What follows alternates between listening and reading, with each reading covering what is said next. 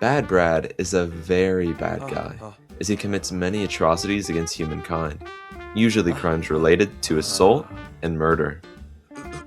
He has a habit of stabbing people, specifically in their dorsal cavity, in turn affecting their spinal and cranial cavities, leaving deep, jarring puncture wounds. Brad also likes to go around punching people, leaving superficial wounds on the skin and blunt force trauma on organs found in the thoracic, abdominal, pelvic, and abdominopelvic cavities, as well as cranial areas on his victims like their jaws, noses, and brains. These attacks typically result in the victim being laid flat on their posterior dorsal side.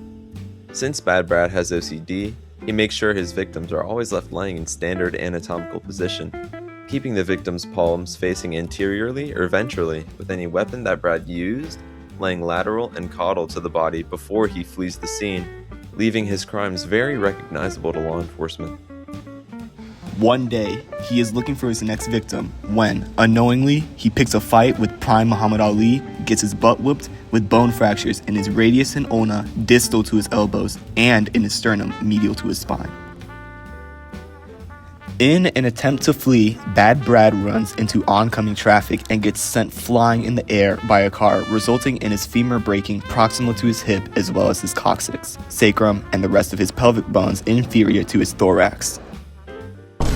This leaves him suffering with severe blunt force trauma upon his landing to his pericardial and pleural cavities, since he lacks protection in those areas from his sternal fracture. His entire ventral cavity is unrecognizable from scratches and bone breaks, most notably in his badly misshapen thoracic cavity.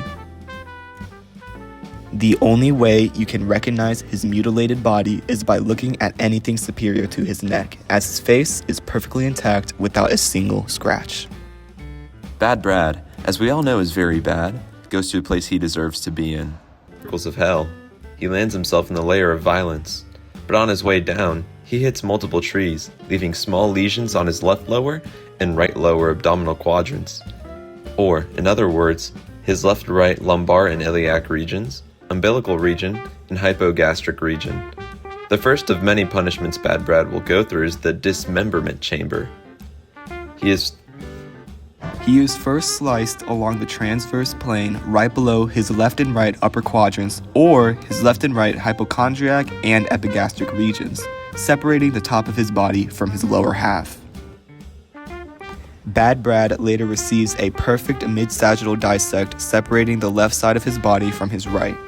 To complete his dismemberment, he receives more sagittal slices to divide from his body, then a coronal dissect separating a large majority of his ventral and dorsal planes from each other.